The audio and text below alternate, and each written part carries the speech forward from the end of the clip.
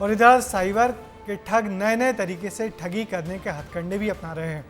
एक नई खुरापात उन्होंने शुरू की है जिसे साइबर अरेस्ट कहते हैं। 2-3 दिन तक वो फरियादी को डरा धमका कर घर में ही अपनी निगरानी में रखते हैं और उसके अकाउंट से पैसा पार करने के बाद ही छोड़ते हैं। इंदौर में लगातार ऐसी घटनाएं सामने आ रही हैं और हैरानी की बात यह है कि इनका शिकार पढ़े लिखा प्रबुद्ध वर्ग के लोग बन रहे हैं। देखिए कैसे किया जाता है साइबर अरेस्ट और इससे कैसे बचना चाहिए, ये भी विस्तार से इस खबर में देखिए। सवाल बड़ा है कि आखिर इंदौर शहर को हुआ क्या है। इस शहर से लगातार हाउस अरेस्ट कर ठगी की घटनाएं सामने आ रही हैं। पुलिस ने एडवाइजरी जारी की है, लेकिन फिर भी लोग साइबर ठगों के जाल में फंस रहे हैं। अब साइबर ठगों ने कंपनी सेक्रेटरी को अपने शिकंजे में लिया है। सीएस को हाउस अरेस्ट कर 7 लाख रुपए जालसाजों ने ठग लिए। सोचिए, कंपनी सेक्रेटरी कुछ भी ना कर सकी और देखते ही देखते 7 लाख रुपए गायब हो गए। साइबर ठगों ने सीएस को कस्टम विभाग, पुलिस, सीबीआई, इंटरपोल, यहाँ तक कि इनकम टैक्स विभाग के अधिकारियों का ऐसा खौफ दिखाया कि वो कुछ समझ नहीं सकी और जो कहा वो करती गई। उसके पास में एक दिन कुरियर कंपनी से कॉल आता है कि आपने कुरियर किया है जिसमें कुछ इलीगल चीज़ें मिली हैं, ड्रग्स, करेंसी, पासपोर्ट्स वगैरह, तो आपने ये सामान भेजा था, तो हम आपको कस्टम डिपार्टमेंट से जोड़ रहे हैं, वो बॉम्बे से आपसे बात करेंगे। क्योंकि मेरी फ्रेंड ने ये सब नहीं भेजा था, कस्टम डिपार्टमेंट का कहना था कि आपको मुंबई आना पड़ेगा अपना बयान दर्ज कराने के लिए। मेरी फ्रेंड ने मना भी किया कि मैं क्यों आऊँ, मैंने नहीं भेजा है ये सब सामान। बोले नहीं, आपको आना पड़ेगा और अगर आप नहीं आएंगे तो हम आपको ऑनलाइन ही आपका बयान दर्ज कर लेंगे स्काइप के माध्यम से। कैसे बिछाया जाल ये भी जाने। कॉल कर कहा कि आपके भेजे गए कुरियर में ड्रग्स मिला है। डिजिटल तरीके से 72 घंटे तक बंधक बनाकर रखा। 6 से ज्यादा अकाउंट से 7 लाख रुपए ट्रांसफर करवाए। उन्हें स्काइप के जरिए वीडियो कॉल कर जोड़ा गया और 72 घंटे तक खाने पीने, सोने या बाथरूम जाने के लिए भी अनुमति लेने को कहा। देखिए, मुझे लगता है कि लोगों को डर दिखा करके किसी तरह से ट्रैप में करने का एक तरीका लोगों ने जो साइबर क्रिमिनल से उन्होंने लगाया है।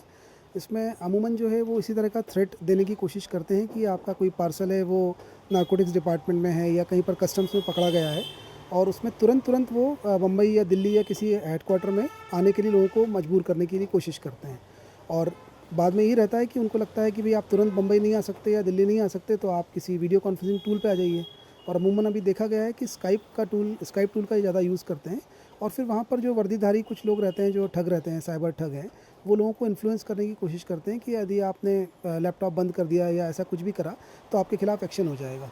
ये मामला पहला नहीं है। डिजिटल हाउस अरेस्ट के आए दिन चौंकाने वाले मामले मिल रहे हैं, जिनमें लोग ऐसे फंसते हैं कि पुलिस तक पहुंचने की हिम्मत नहीं होती।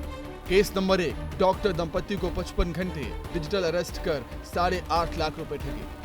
केस नंबर 2, एमजीएम कॉलेज के डॉक्टर को 24 घंटे डिजिटल अरेस्ट कर 3.5 लाख रुपए ठगे।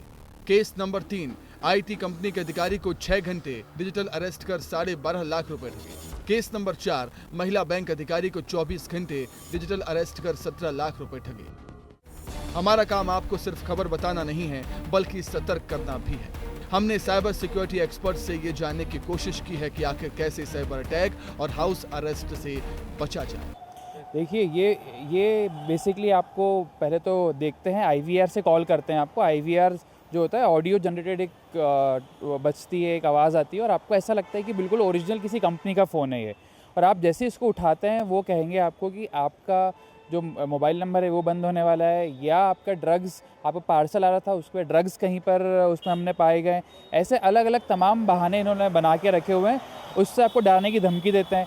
अब वो कहते हैं अगर आपको बचना है इससे तो आपको एक कंप्लेन, आपका जो केस है, आपको मैं वहाँ पर उसका जो है नंबर ट्रांसफ़र कर रहा हूँ, आपका फ़ोन कॉल ट्रांसफ़र कर रहा हूँ और वहाँ पर बात कर रहे हैं आप, उसके बाद आप इससे कुछ सॉल्यूशन आपको मिल सकता है। इस तरीके से नए नए बहानों से आपको ये डराते हैं। पुलिस का मानना है कि डिजिटल अरेस्ट के ऐसे मामले सिर्फ इंदौर से ही नहीं बल्कि देश के कई शहरों से सामने आ रहे हैं। ये कर रहा था एक स्टूडेंट, उसके साथ भी 3 लाख रुपए का, जो कि 24 घंटे डिजिटली अरेस्ट रहा था। इसके बाद फिर एक मामला सामने आया जिसमें कि एक जो महिला जो युवती थी जो कि डेल कंपनी में बेंगलोर में काम करती थी, उसके साथ 12 लाख रुपए का house arrest, digitally house arrest हुआ था। और जिसमें भी लगातार क्राइम ब्रांच काम कर रही है। उसमें 2 केसेज में एफआईआर हो गई है। इसमें स्काइप वीडियो कॉल के से माध्यम से भी जानकारी मांगी जा रही है। अन्य जो टेक्निकल एविडेंस है जो उन पर भी काम किया जा रहा है, जल्दी उसमें वैधानिक कार्रवाई सुनिश्चित की जाएगी। ये सभी हाईली एजुकेटेड लोग हैं, लेकिन अवेयर नहीं। इसी वजह से साइबर क्रिमिनल्स के आसान शिकार बन जाते हैं। आर्टिफिशियल इंटेलिजेंस के इस जमाने में सिर्फ पढ़ा लिखा होना ही काफ़ी नहीं, जागरूक भी होना पड़ेगा। साइबर क्रिमिनल्स एक वीडियो कॉल के माध्यम से डिजिटल हाउस अरेस्ट कर आपका बैंक अकाउंट खाली कर देंगे। साइबर क्रिमिनल्स की नज़र ऐसे लोगों पर अधिक है जो विदेश यात्रा करते हैं या जिनका कोई विदेश से संबंध है। ऐसे में रुपए गंवाने के बाद पछताने के अलावा आपके पास कुछ नहीं बचेगा। पुनीत विजयवर्गीय, विस्तार न्यूज़, इंदौर। हैरानी इस बात की है कि जब गलत नहीं किया तो फिर क्या डरना। कोई कितना भी बोले, डराए, धमकाए, मगर डरिए मत, सीधे पुलिस से शिकायत करिए। हर बड़े शहर में साइबर थाने हैं जो ऐसे मामलों में केस दर्ज कर मामले की तहकीकात करते हैं। हम फिर आपसे कहेंगे, डरिए मत किसी भी झूठे फ़ोन कॉल से।